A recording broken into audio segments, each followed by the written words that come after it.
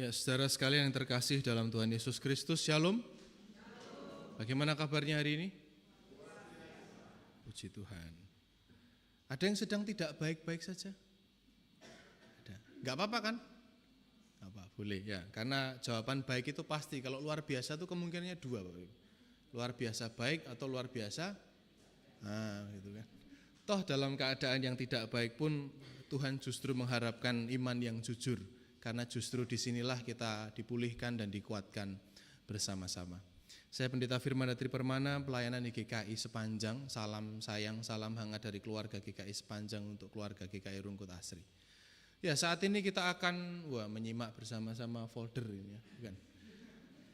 Kita akan bersama-sama merenungkan firman Tuhan dengan sebuah balutan tema, yakni gandum yang tumbuh di tengah ilalang. Tema yang saya yakin kita semua kemungkinan sudah akan tahu kemana ya arahnya. Karena bacaan ini harus diakui, bacaan yang cukup sering untuk dikhotbahkan atau mungkin juga di-PA-kan. Jadi ketika mendapatkan teks ini untuk dibawakan, ketika saya merenungkan dan menyiapkannya, ada sebuah pertanyaan kecil, ini mau diapakne maneh? Ini mau diapakan lagi teksnya? Mau diambil dari sudut mana lagi? Karena harus saya akui Pendeta Theo itu adalah salah satu tempat di mana saya bertanya kalau saya sedang buntu. Iya, bro, ini harus diapain lagi teksnya? Nah, dia selalu menyediakan sudut-sudut yang tidak terduga untuk bisa direnungkan. Ya itulah ucap syukur ya. Teks ini berawal ketika Tuhan Yesus memberikan perumpamaan. Nah, ini kok agak susah jadinya. Bentar, oke.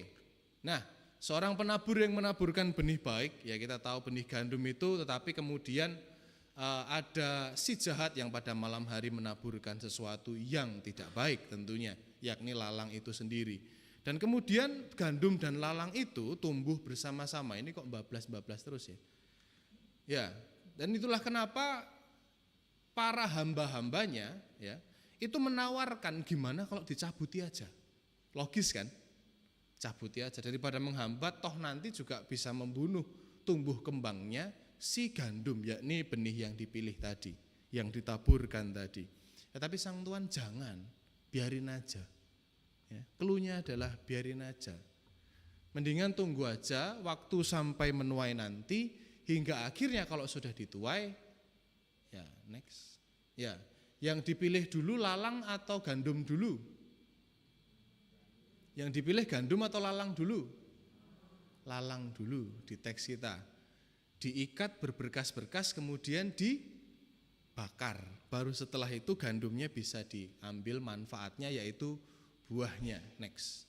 Ya ini agak sulit karena tadi 14. Saya next saja ya. Bisa ditolong ya? Ya oke. Karena tadi saya pencet sekali 14-nya 3 kali Bapak. Jadi ke spoiler ya. PPT saya ke spoiler. Paling gak enak tuh kalau ke spoiler kan. Filmnya bagus sekali. Mosok bintangnya wah jojo gitu.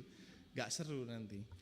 Ya, jujur saya teks ini adalah teks yang sering, sehingga saya akan mencoba mengajak kita menelisik satu sudut bacaan ini yang menurut saya sangat menarik dan bagi saya pribadi ini sangat menguatkan dan mencelikkan mata, dan semoga ini juga bisa membuat kita pun merasa demikian.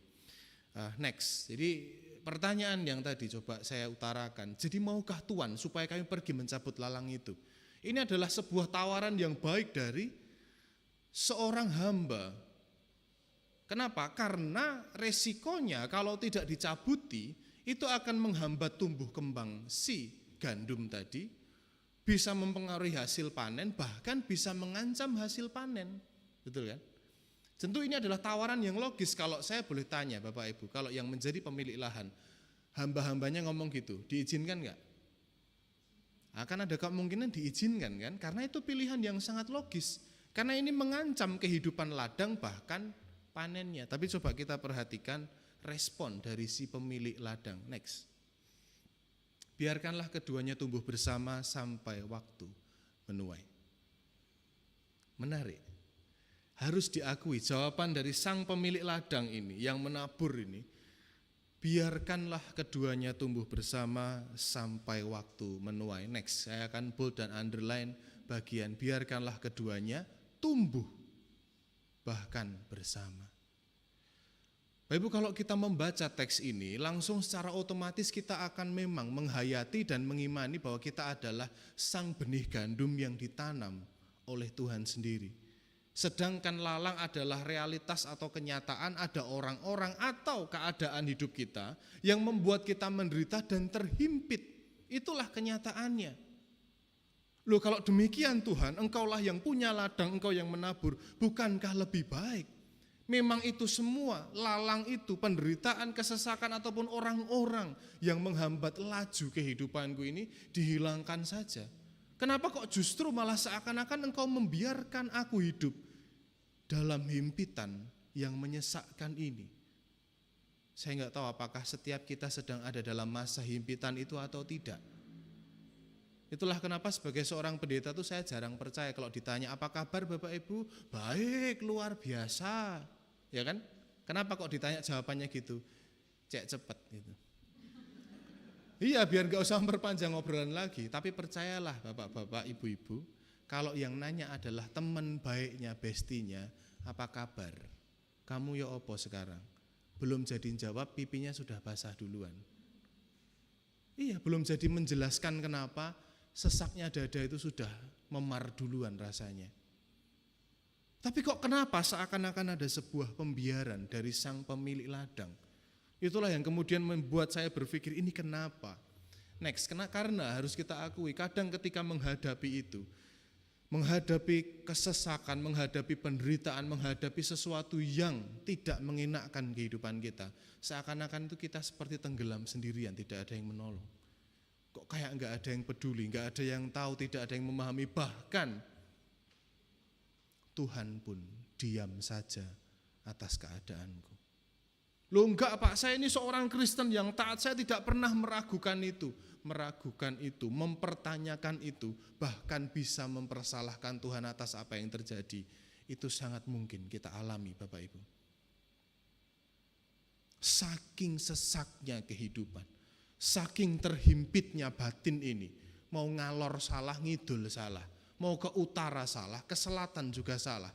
Cuma kayak bisa diam lalu bertanya ini harus apa.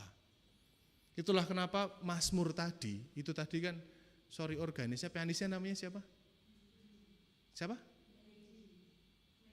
Meidi, Kak Meidi. Membawakannya itu lembut dan nuansanya happy, ya kan?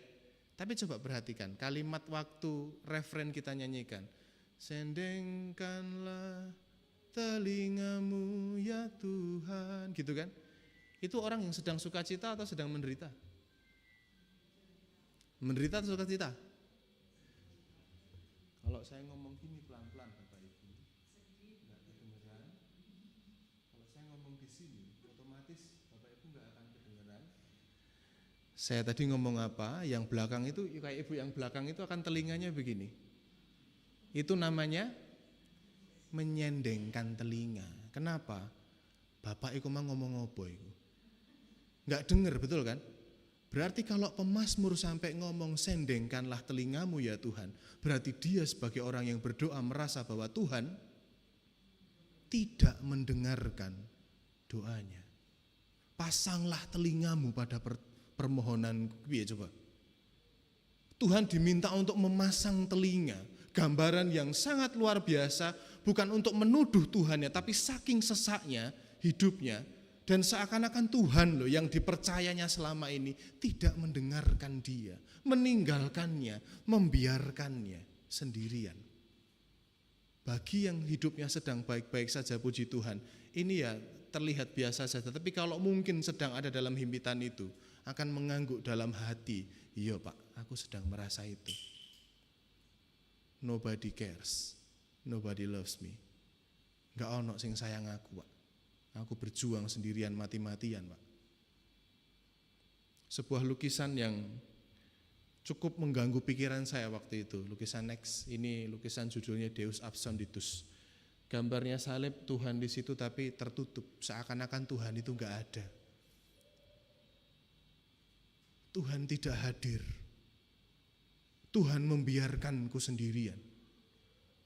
Teks ini Bapak Ibu, Matius ini, Bukan kok sebuah kemungkinan atau apa Tuhan membiarkan. Memang secara pasti Tuhan membiarkan kita.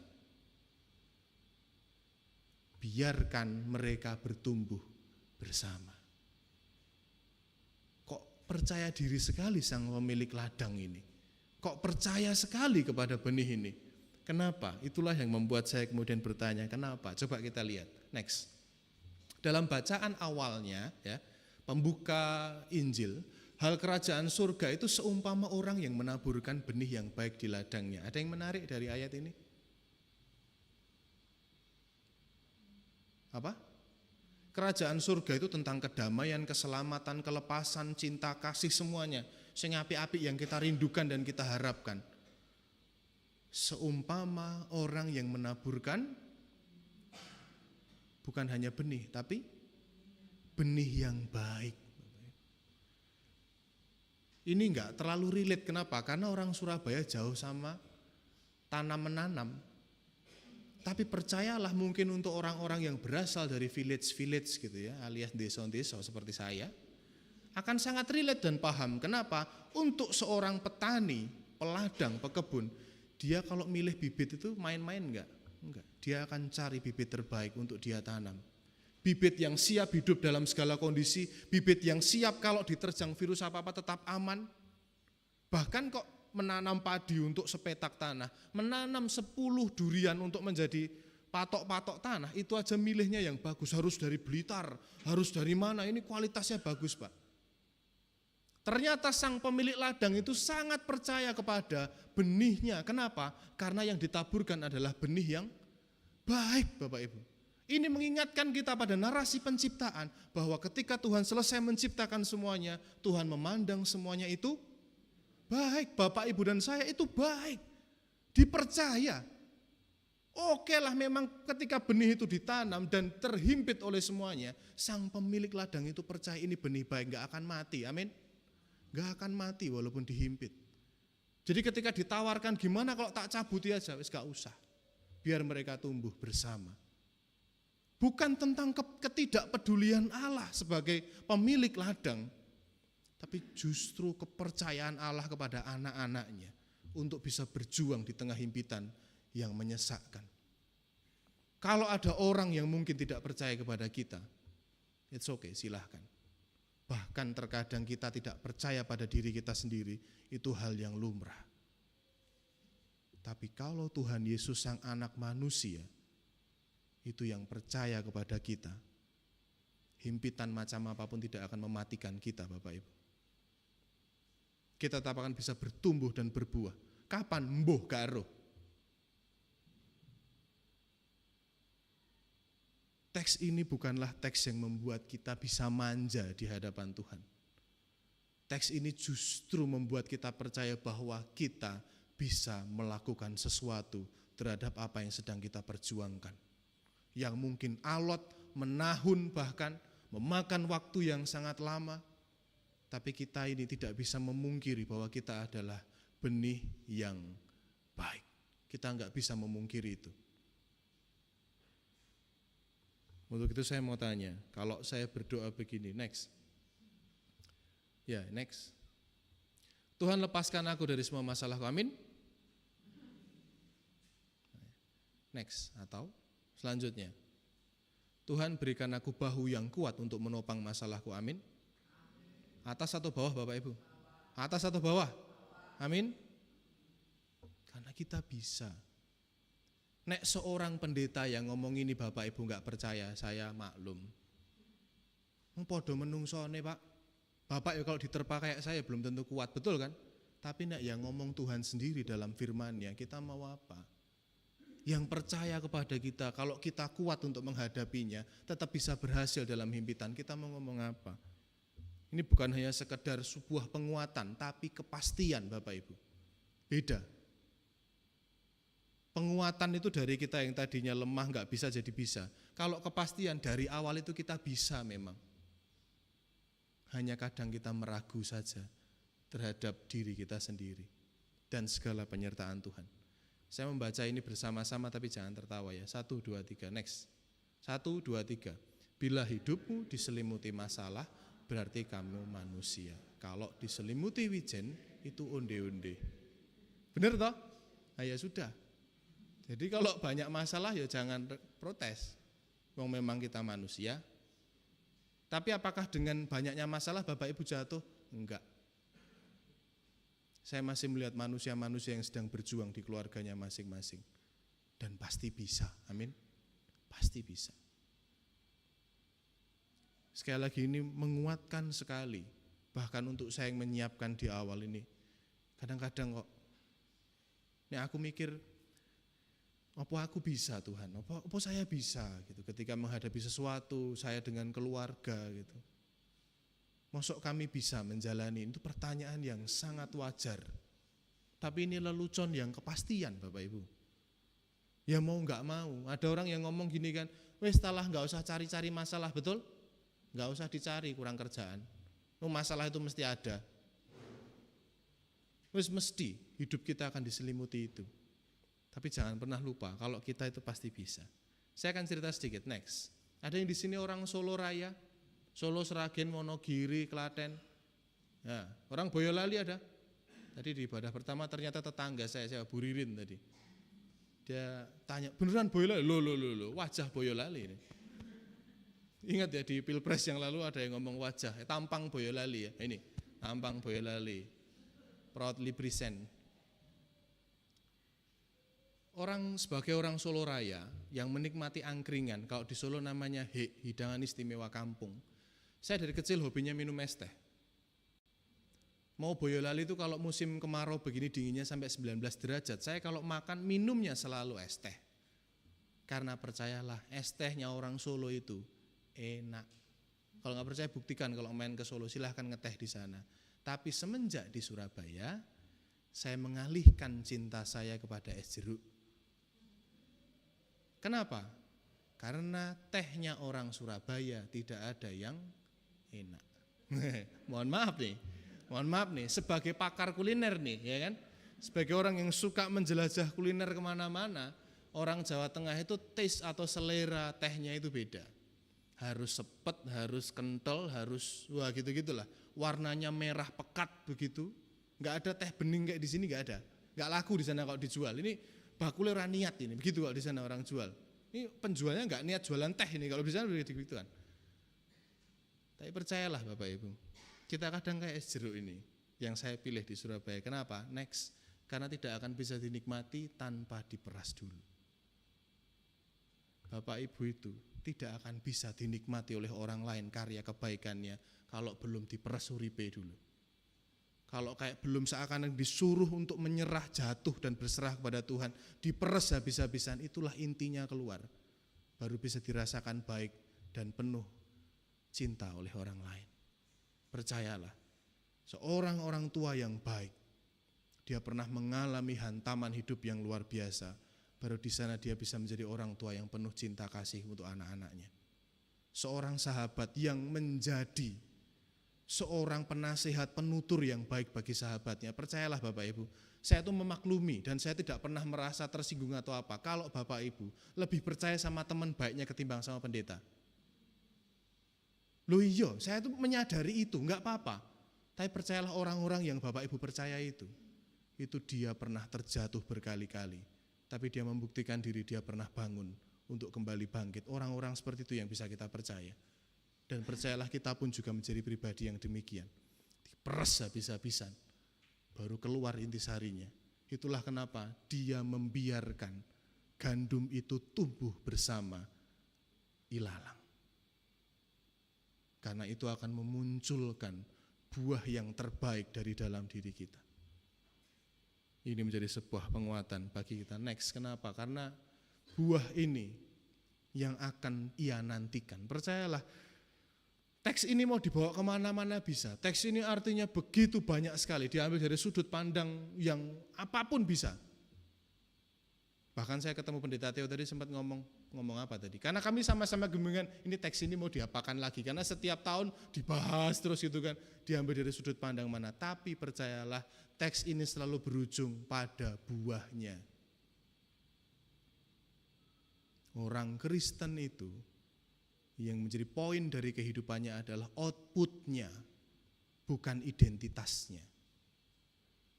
Yang memberi kita judul sebagai orang Kristen, murid Tuhan yang sejati itu bukan identitasnya, tapi outputnya ketika kita hidup.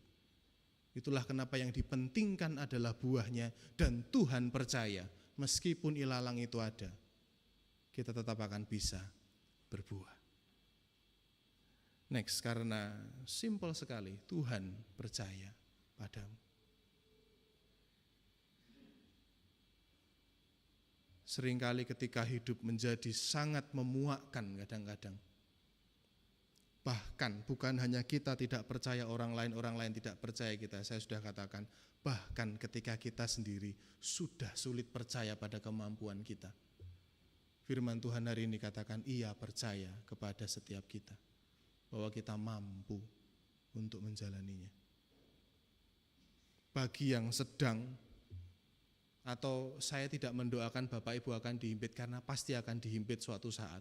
Sesaknya luar biasa, percayalah firman hari ini menguatkan dan memastikan kepada kita bahwa kita adalah benih baik yang bisa bertumbuh dan tetap berbuah di kondisi apapun. Dan satu hal lagi, next.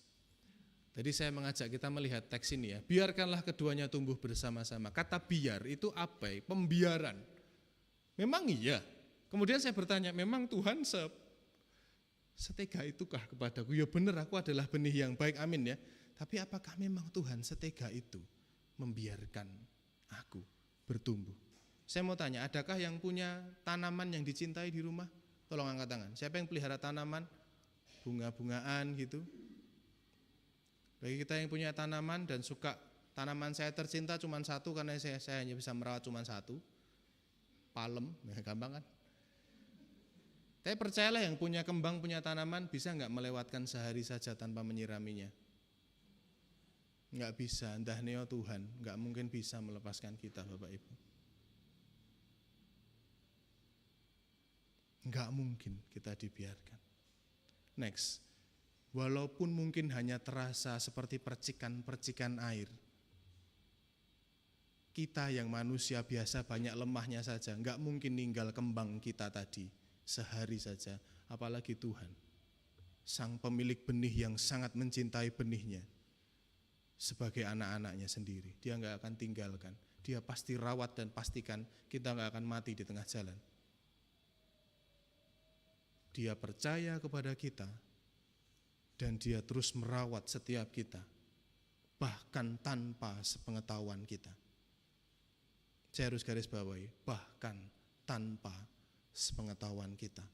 Karena yang sering kali membuat kita lemah dan lesu adalah ketika kita tidak menyadari karya pemeliharaannya. Firman Tuhan kali ini ingatkan kepada kita tentang dua hal yang begitu penting, tentang kepercayaan Tuhan dan konsistensi kesetiaan pemeliharaan Tuhan dalam hidup kita. Dan satu hal lagi, saya ingin menjadikan ini sebagai sebuah penutup. Next, saya relatekan dengan kehidupan di Indonesia. Ini padi ya, karena di sana tidak mungkin ditanam padi. Tanah di Israel sana jelek sekali, ya, tanah kapur yang dilapisi oleh tanah berbatu. Itulah kenapa teks minggu lalu kan teksnya begitu ya, ditaburkan ada yang di pinggir jalan, keras, tanah berbatu gitu kan. Kalau tanah Indonesia baik, itulah kenapa sampai Kus Plus bilang tongkat kayu dan batu jadi tanaman gitu kan. Saya ingin menyanyi sebuah lirik, sebuah lagu, selirik saja. Bapak Ibu kalau bisa nyanyikan, gak usah malu-malu. Ya. Next. Tak tandur pari jebul tukule, malah suketeki. Next, suketeki itu adalah rumput liar. Kadang menabur ini menjadi gambaran kita Bapak Ibu. Kadang itu kita nabur yang baik-baik, tapi yang muncul itu rumput liar. Kita berikan pelayanan sebaik-baiknya. Kalau bahasa Perancisnya dipaido, Bapak Ibu tahu dipaido ya? Diomong salah, kurang gitu kan. Perasaan aku sudah mengorbankan waktu nontonku sama anakku, sama suamiku, apa sama istriku. Rapat terus. Di rungkutasnya nggak terlalu banyak rapat kayaknya ya. Sepanjang sana rapat terus. Jak rapat terus ngono jek disalah-salahno ae. Tak tandur pari, yang tak tanam padi kualitas bagus kok yang tak tuai malah rumput liar. Tapi itu realitas Bapak Ibu. Tapi apa kita mau menyerah? Tidak. Saya bacakan sepenggal puisi dari Bunda Teresa. Next. What you spend years building may be destroyed overnight. Build it anyway. Apa yang kamu bangun bertahun-tahun bisa dihancurkan orang dalam semalam. Tapi teruslah membangun. Jangan berhenti. Karena Tuhan percaya kita bisa. Karena Tuhan percaya kita bisa. Selamat bertumbuh dan berbuah. Tuhan yang menjaga tumbuh kembang kita semua. Amin. Kita ambil saat hening.